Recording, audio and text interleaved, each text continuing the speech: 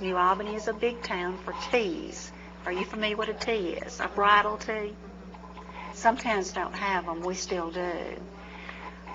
All the lady girls in town, most of the girls in town, in the bigger churches, are given teas.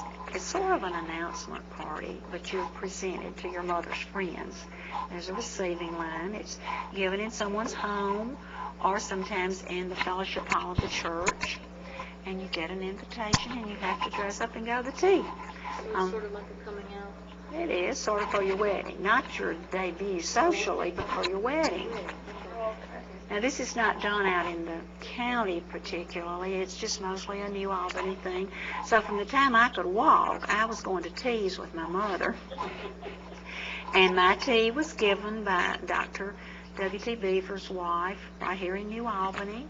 And my mother had given her tea in my mother's house. And her mother-in-law had given my mother's tea. So she gave my tea.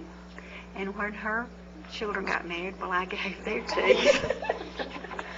And she was going to give my daughter's tea, and unfortunately she died of a brain tumor. So her husband saw to it that his name was put on the hostess list. He was the only man of the host, but he did that for his wife's memory, for my daughter's tea. And so you invite 400 of your closest friends. Usually the guest list is about 400, but usually about 150 come. I mean, you just know everybody's not going to come, but you don't leave out anybody. You go down the church roll and, you don't leave anybody out because, and that's sort of their invitation to the wedding. We do not send invitations locally here in town because, again, you'd have to send 400 or 500. You send them out of town, but not in town. And so if you get an invitation to tea, you know you're just supposed to go to the wedding. People keep on with things like that. And you give a gift. And when I was a young bride, they displayed the gifts in people's homes with the card of who gave it.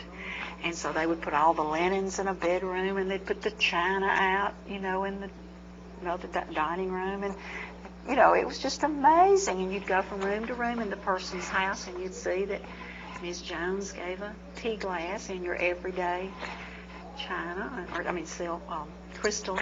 And you signed a bridal register for everyday crystal and best crystal and everyday china and best china.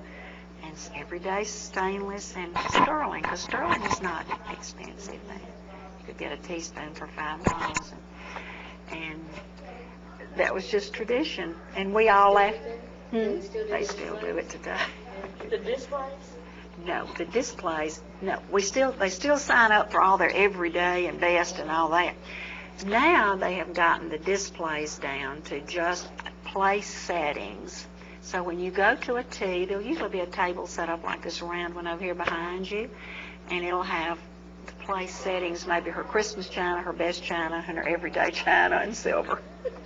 You just know that's it, but you don't see all the other gifts, and you certainly don't see the names on cards.